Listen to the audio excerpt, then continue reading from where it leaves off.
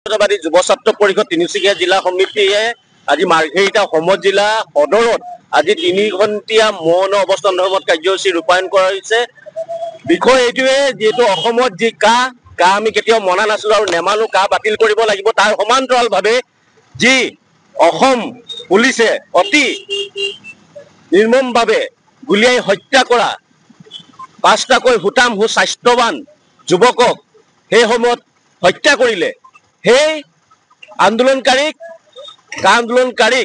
আমি সেই পঞ্চ শ্বহীদক চৰকাৰীভাৱে শ্বহীদৰ মৰ্যাদা প্ৰদান কৰিবলৈ আমি দাবী জনাইছোঁ অসম চৰকাৰক। আৰু এই দাবীৰ প্ৰতি যদি অসম চৰকাৰে কোনো ধৰণৰ সঁহাৰি নজনায় তেতিয়াহ'লে অনাগত দিনত অসম জাতীয়তাবাদী যুৱ ছাত্ৰ পৰিষদে তীব্ৰ গণ আন্দোলন গঢ়ি তুলিবলৈ বাধ্য হ'ব। গতিকে আজি এই প্ৰতিবাদস্থলীৰ পৰা অসম চৰকাৰ কেন্দ্ৰীয় চৰকাৰক আমি সকীয়াই দিছোঁ, আমাৰ দাবীসমূহ অতি শীঘ্ৰে পূৰণ কৰক, অন্যথা কিন্তু অসম জাতীয়তাবাদী যুৱ ছাত্ৰ পৰিষদৰ আন্দোলনৰ মুখামুখি হ'বলৈ কিন্তু অসম চৰকাৰ কিন্তু সাজু হৈ থাকক।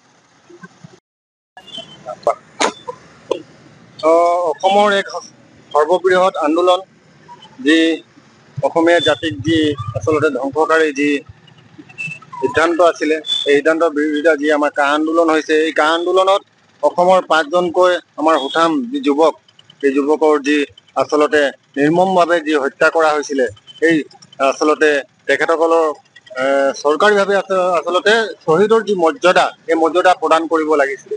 কিন্তু আজি পৰ্যন্ত আমি অসম জাতীয়তাবাদী যুৱ ছাত্ৰ পৰিষদে আমি দেখি নাপালোঁ যে চৰকাৰীভাৱে তেখেতসকলক কোনো ধৰণৰ মৰ্যাদা প্ৰদান কৰিলে। গতিকে আমি আজি এই কাৰ্যসূচীৰ যোগেদি আমি এটা কথা স্পষ্ট কৰিব বিচাৰিছোঁ যে শীঘ্ৰে অসম চৰকাৰে এই যে পঞ্চ শ্বহীদ আছে আমাৰ কা আন্দোলনত যিসকল শ্বহীদ হৈছিলে, তেখেতসকলক যি মৰ্যাদা, এই মৰ্যাদা কিন্তু প্ৰদান কৰিব লাগে।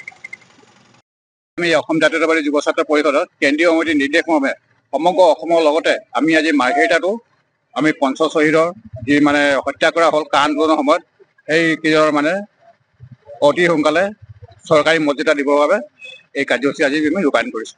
যিকোনো খবৰৰ বাবে যোগাযোগ কৰক 7099017330 লগতে 7099017110 নম্বৰত।